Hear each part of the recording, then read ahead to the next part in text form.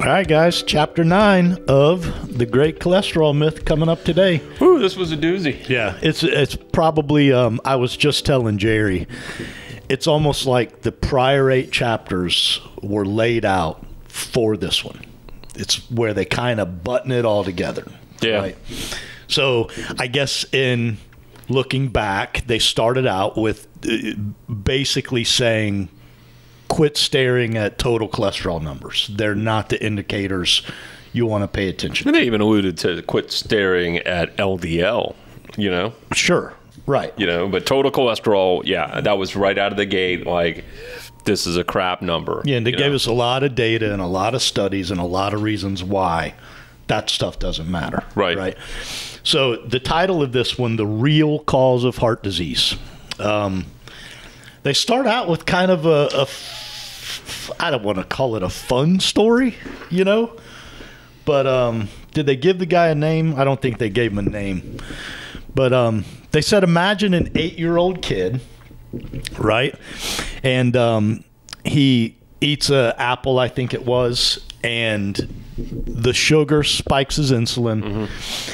And the insulin delivers the sugar to the muscles, and the muscles happily soak it in, right? Because this kid's going to be riding a bike and playing on the monkey bars, right? Whatever. Right. They said fast forward, and this kid is now a 30-something-year-old dude, right? And he wakes up. He's got a stressful day ahead of him, a lot of work to do. He's got to deal with the commute. And he stops, I think they said, for a pumpkin spice latte and a low-fat blueberry muffin. Right. And I think in the example, the latte had 49 grams of sugar, and the low-fat blueberry muffin had 29 grams of sugar. He equated it to 40 Hostess Ding-Dings or something. Right. This dude just ate the equivalent of 10 packs of ding-dongs. Right. So, and again, comparing him as a child to him as an adult, the muscles... The insulin spiked. The muscles went, what are you doing? Right. We're going to sit at a desk all day. Right. I don't want this. And the insulin goes, no, please take the sugar and burn it. And the muscles go, no, we don't want it. Right. And they turn off. And the insulin goes, well, I got to take this load of sugar somewhere. And it deposits it as fat. Right. So what are we kind of describing here is the onset of what they call insulin resistance.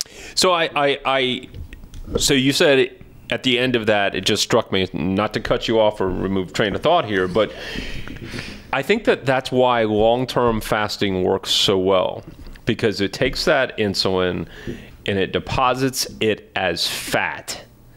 And when you go on an extended fast of 48 hours or 72 hours, your body has an orderly way of removing that which they previously couldn't deal with. Sorry, didn't mean to cut you off. I just think that was kind of an interesting segue for that. So you've painted a picture, you know, is this learned behavior by the body? All right. The child, I say that about my kids. My kids can eat whatever they want. Is it good to set them up for bad habits like that? No.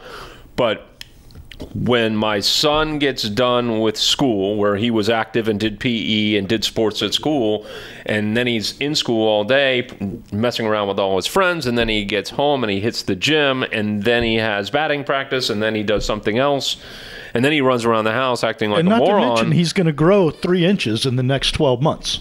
His body's a little more capable of dealing with insulin than mine is.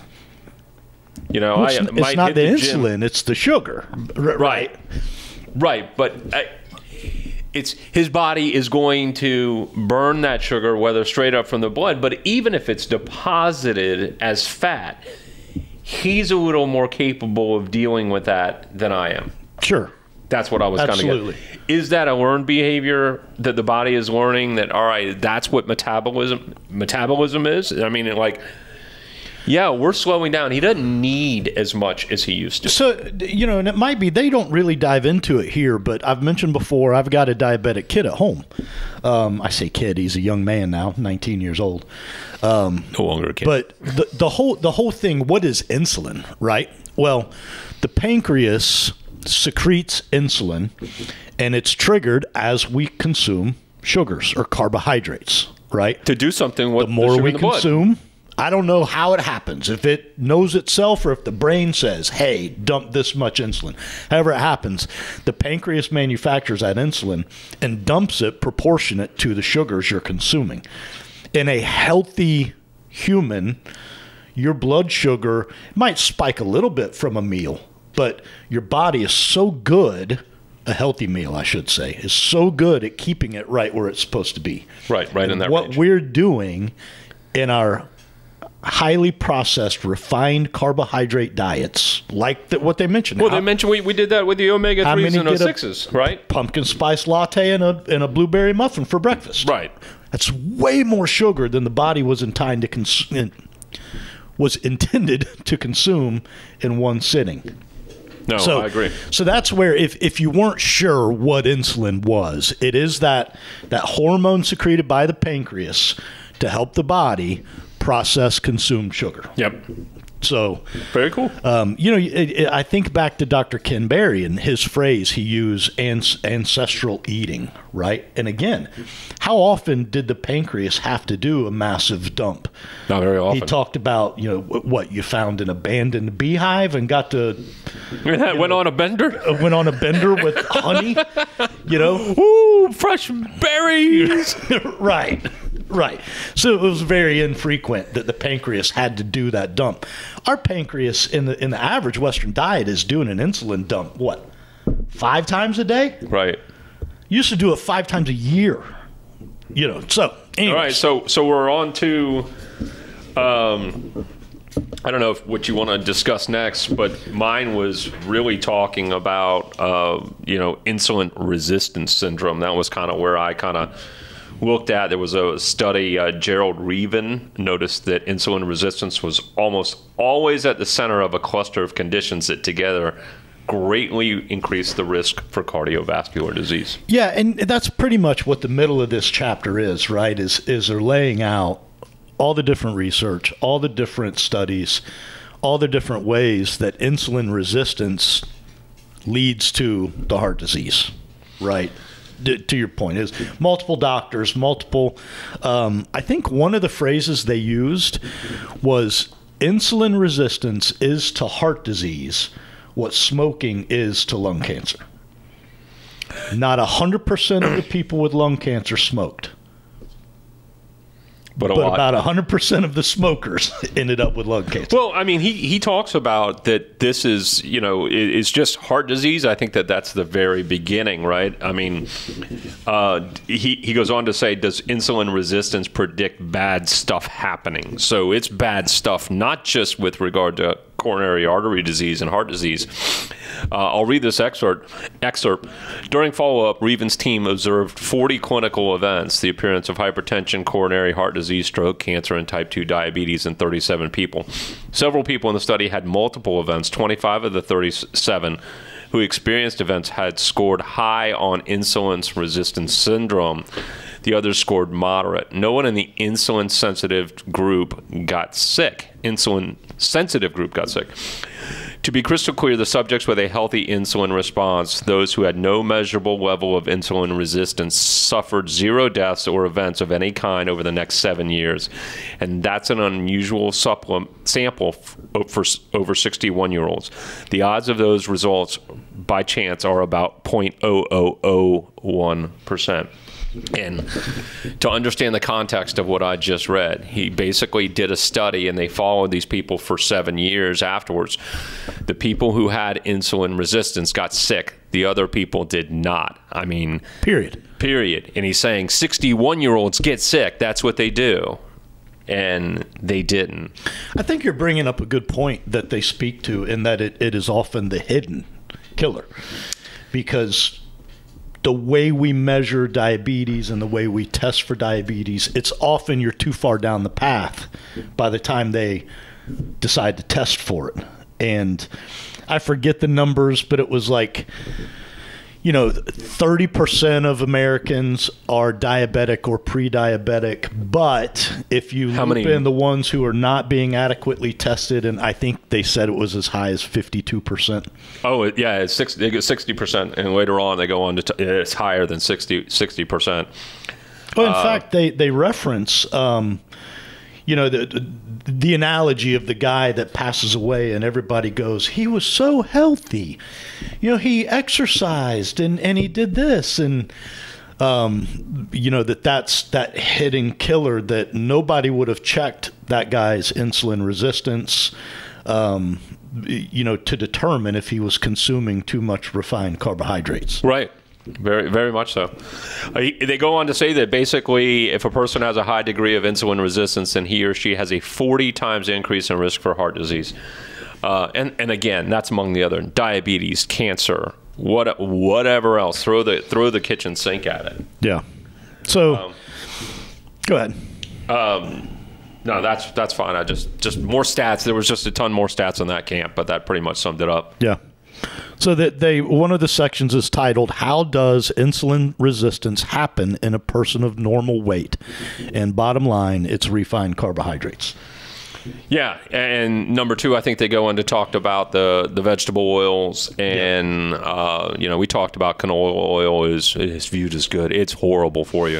Soybean oil, vegetable oil, those are the ones that pretty much are like, your high refined carbohydrates are number 1, and your oils are your soybean oils and vegetable oils are number 2. Yeah.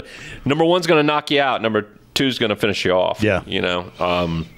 So they kind of end the chapter with how to know. And there's 2 different kind of clinical tests, the fasting insulin test and the LPIR test. I guess both of those, I think the fasting insulin you could potentially do by yourself in collaboration with like a LabCorp or something. Mm-hmm. I think the LPIR, you may have to have your doctor involvement. Yeah, and then he goes on to talk about your triglyceride to HDL ratio, which is, all right, maybe that's where I'd start. If you had a basic blood test done and you got the triglyceride to HDL ratio and you're above 2, if you're 2.5, 3 over, heaven forbid you're over 3, I would maybe consider getting another one of these other tests that they mentioned. Yep. And then, then I'd start looking at your diet. Yeah. I mean, it's really pretty simple. Yeah, I think the way they kind of close out the book is quit looking at your LDL, quit looking at your total cholesterol, start looking at where you are on the insulin resistance scale. Insulin sensitive is what you want to be, not resistant. You can test for it, or like Kevin was just saying, just look at your last blood panel and look at your triglycerides to your HDL. It's a great indicator. Yeah, I still don't. They mentioned it a little bit. How did we get here again? This data's been out for a very long period of time, and it continues to be ignored. Yeah. Take a look at your doctor, ask them the tough questions politely, make sure that they understand exactly what. Let me tell you something. Right. Yeah. I saw another one of those memes or something like that doctors, nurses typically say something about don't mistake your Google degree for my medical degree, and those are the doctors you want to fire. Yeah, I mean, quite frankly. Yeah, if they don't want to learn, and they're I frankly have no patience for. Yeah, they throw up the wall. I'm the doctor. I went to school for 12 years. Yeah. That will elicit curse words. Well, show me the research. Yeah. They also mentioned I don't know if it was in this chapter or somewhere else, but it was I saw again today. It was, if your doctor is not reading the medical journals on a very, very regular basis, they are falling way behind. The New England Journal, the JAMA, Journal of American Medicine. Yeah. Ton of new info. It's a lot of pressure, man. A lot of pressure from I know. big They're pharma running a practice. They're running your business.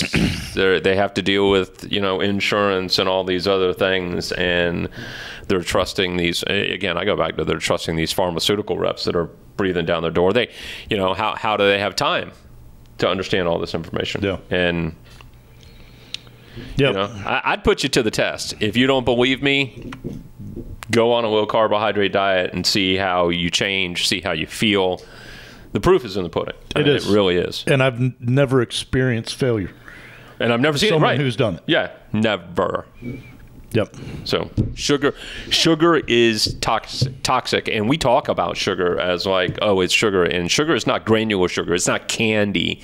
It's in your pasta. It's in your nutritional bars. So I know we're short on time, but can I speak to that real quick? You're bringing up a great point. In this chapter, they mentioned refined carbs, right? And then they talked about brown rice versus white rice. That was great. Neither of them are great for your insulin, but the brown rice is slightly better, right? Mm-hmm. But what happens when you grind them up? They become identical. Your body metabolizes the whole food brown rice totally different than it does once you grind it up and make it an additive into other things. So your body doesn't care. So, yeah, again, carbs, I'm not a fan. Refined carbs, they are of the devil. Right. So we'll close it out. So it's interesting. I think we're kind of wrapping up the clinical-ish portion of the book. This last section, I think it's part 3 or section 3, whatever, is they're going to kind of get into lifestyle, stress, and how all of that kind of plays a role. So should be interesting. That is interesting. Okay. So, all right, guys, thank you for tuning in. Questions, comments, concerns, hit us at snackcast@yes.fit. Stay moving. See ya.